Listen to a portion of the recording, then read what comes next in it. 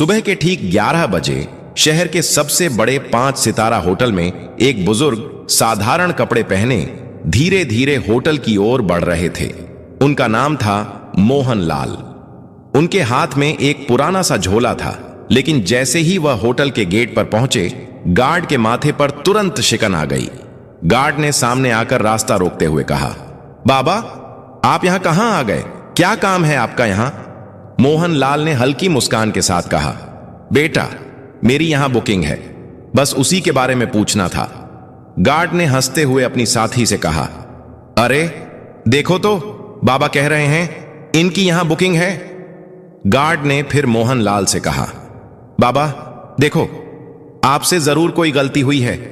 शायद आपको किसी ने गलत पता दे दिया है, क्योंकि यह होटल बहुत ही लग्जरी है।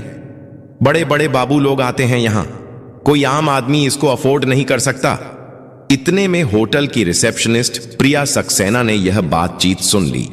उसने अपनी नजरें मोहन लाल पर डाली, सिर से पांव तक उन्हें देखा और होंठों पर हल्की मुस्कान तैर गई। वह मुस्कान स्वागत की नहीं, बल्कि ताने और उपेक्षा की थी। प्रिया ने कहा, बाबा, मुझे नहीं लगता कि आपकी कोई बुकिंग इस होटल में होगी। यह होटल बहुत महंगा है, शायद आप गलत जगह आ गए हैं। मोहन लाल ने उसी सहजता से जवाब दिया, बेटी, एक बार चेक तो कर लो, शायद मेरी बुकिंग यहीं हो। प्रिया ने लापरवाही से कंधे उचकाए और कहा, ठीक है बाबा, इसमें समय लगेगा, आप वेटिंग एरिया में जाकर बैठ जाइए। मोहन लाल ने सिर हिलाया और धीरे धीरे वेटिंग एरिया की ओर बढ़े। लॉबी में मौजूद कई गेस्ट उन्हें अजीब नजरों से घूर रहे थे। किसी ने धीरे से कहा, लगता है मुफ्त का खाना खाने आया है। कोई और बोला, इसकी तो औकात भी नहीं है कि यहां का एक गिलास पानी भी खरीद सके। मोहन लाल ने यह सब सुन लिया, लेकिन वे चुप रहे। वह कोने में रखी एक कुर्सी पर बैठ गए, झोला जमीन पर रखा और दोनों हाथ छड़ी पर टिकाकर खामोश बैठे रहे। लॉबी का माहौल अजीब हो चुका था। लोग चाय और कॉफी की चुस्कियां लेते हुए उन्हीं की तरफ इशारा करके बातें बना रहे थे।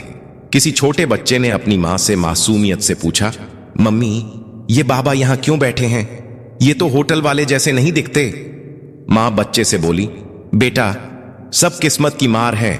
जब किस्मत साथ ना दे तो हर किसी की सुननी पड़ती है। इसी बीच प्रिया फिर से वहां से गुजरी। उसने अपने साथी स्टाफ से कहा, पता नहीं मैनेजर साहब क्या कहेंगे, ऐसे लोगों को यहां बैठाना भी रिस्क है, होटल की इमेज खराब हो रही है। साथी ने हंसते हुए कहा, कोई बात नहीं, कुछ देर बाद यह खुद ही उठकर चला जाएगा। मोहन लाल यह सब सुन रहे थे, पर वह एक शब्द न कह सके। वह सिर्फ इंतजार कर रहे थे कि कोई उनकी बात सुने। 1 घंटे तक वह यूं ही बैठे रहे, कभी घड़ी देखते, कभी रिसेप्शन की तरफ नजर डालते।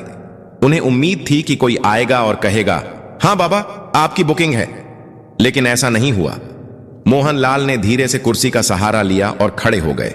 उन्होंने रिसेप्शन की तरफ देखा और कहा, बेटी, अगर तुम व्यस्त हो तो अपने मैनेजर को बुला दो, मुझे उनसे भी कुछ जरूरी बात करनी है। प्रिया ने मन ही मन सोचा, अब इसे मैनेजर से भी मिलना है। फिर अनमने ढंग से फोन उठाया और होटल मैनेजर विक्रम सिंह को कॉल लगाया। उसने कहा, सर, एक बुजुर्ग आपसे मिलना चाहते हैं। विक्रम ने दूर से मोहन लाल को देखा और फोन पर हंसते हुए कहा, क्या ये हमारे गेस्ट हैं या बस ऐसे ही चले आए हैं? मेरे पास अभी टाइम नहीं है, इन्हें बैठने दो, थोड़ी देर में खुद चले जाएंगे। प्रिया ने वही आदेश दोहराया और मोहन लाल को और थोड़ी देर बैठने का आदेश दिया।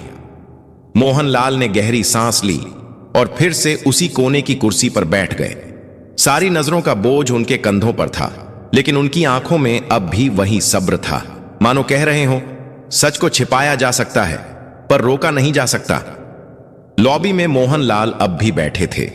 समय धीरे धीरे बीत रहा था, लेकिन उनके लिए हर मिनट किसी पहाड़ की तरह भारी हो रहा था। इसी बीच रिसेप्शनिस्ट प्रिया सक्सेना दोबारा उनके पास आई। उसने रूखी आवाज में कहा, बाबा, आपको थोड़ा और इंतजार करना पड़ेगा, मैनेजर साहब अभी भी बिजी हैं। मोहन लाल ने मुस्कुराकर सिर हिलाया और बोले, ठीक है बेटी, मैं इंतजार कर लूंगा। उसी समय होटल का मैनेजर विक्रम सिंह अपने केबिन में बैठा हुआ किसी विदेशी क्लाइंट से फोन पर बातें कर रहा था। उसके चेहरे पर घमंड साफ झलक रहा था। फोन रखते ही रिसेप्शन से प्रिया का दोबारा कॉल आया। प्रिया ने कहा, सर, वो बुजुर्ग अब भी लॉबी में बैठे हैं, आप एक बार उनसे मिल लीजिए। विक्रम ने हंसते हुए कहा, बैठा रहने दो, थोड़ी देर में थक जाएगा और खुद चला जाएगा। मेरे पास ऐसे फालतू लोगों के लिए वक्त नहीं है। तभी वहां एक छोटा कर्मचारी आया। नाम था सूरज वर्मा। वह होटल का बेल बॉय था। उसने मोहन लाल को देखा। लॉबी में सब उनका मजाक उड़ा रहे थे, लेकिन सूरज की आंखों में उनके लिए सम्मान था। वह धीरे से पास आकर बोला, बाबा, आप कब से बैठे हैं? क्या किसी ने आपकी मदद नहीं की? मोहन लाल ने मुस्कुराकर उसकी ओर देखा और कहा, बेटा, मैं मैनेजर से मिलना चाहता हूं, पर लगता है वह व्यस्त हैं। सूरज का चेहरा कस गया। वह बोला, बाबा, आप चिंता मत करो, मैं अभी उनसे बात करता हूं। मोहन लाल ने सिर हिलाया। तुम्हारा बहुत धन्यवाद, भगवान तुम्हें सुखी रखे। सूरज तेज कदमों से मैनेजर के केबिन की ओर गया। दरवाजे पर पहुंचते ही उसने नॉक किया और अंदर चला गया। विक्रम सिंह ने इशारे से पूछा, क्या बात है? सूरज ने आदर से कहा, सर, लॉबी में एक बुजुर्ग बैठे हैं, वह आपसे मिलना चाहते हैं। विक्रम ने भौहें चढ़ाई और ठंडी आवाज में बोला, सूरज, तुम्हें कितनी बार कहा है कि फालतू लोगों से दूर रहो। वह कोई गेस्ट नहीं है, शायद भूला भटका कोई आया है। सूरज ने धीरे से कहा, लेकिन सर, उन्होंने कहा है कि उन्हें आपसे जरूरी बात करनी है। विक्रम हंस पड़ा। अरे, जरूरी बात? तुम्हें अंदाजा भी है यहां कितने करोड़ का कारोबार होता है, और तुम मुझे ऐसे बाबा से मिलवाना चाहते हो? सूरज चुप रहा, लेकिन अंदर से दुखी था। उसने सोचा, इंसान को उसकी शक्ल देखकर कैसे ठुकराया जा सकता है? क्या बड़े पद पर बैठने से किसी को इंसानियत भूल जानी चाहिए? विक्रम ने सख्त आवाज में कहा, सूरज, तुम अपना काम करो, यह मामला तुम्हारे बस का नहीं है। सूरज ने सिर झुकाया और बाहर चला आया। लॉबी में लौटते ही उसने मोहन लाल की ओर देखा। उनकी आंखों में धैर्य अब भी था। सूरज उनके पास बैठ गया और बोला, बाबा, मैंने कोशिश की, लेकिन मैनेजर साहब अभी नहीं मिलना चाहते। मोहन लाल ने मुस्कुराकर उसके कंधे पर हाथ रखा और बोले, कोई बात नहीं बेटा, तुमने कोशिश की, यही मेरे लिए काफी है। सूरज की आंखें भर आईं। उसे महसूस हुआ कि यह बुजुर्ग कोई आम इंसान नहीं है।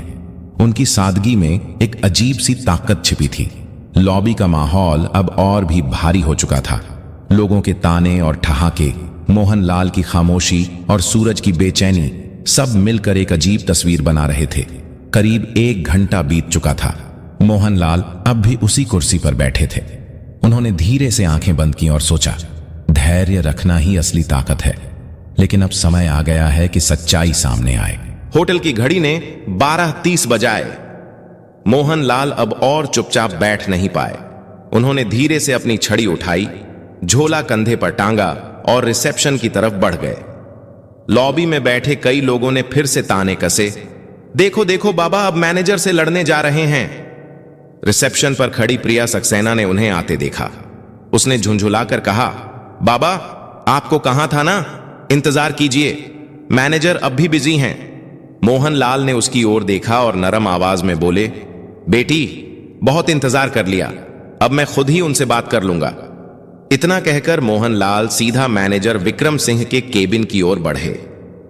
लॉबी में खामोशी छा गई। सबकी नजरें उसी तरफ टिक गईं।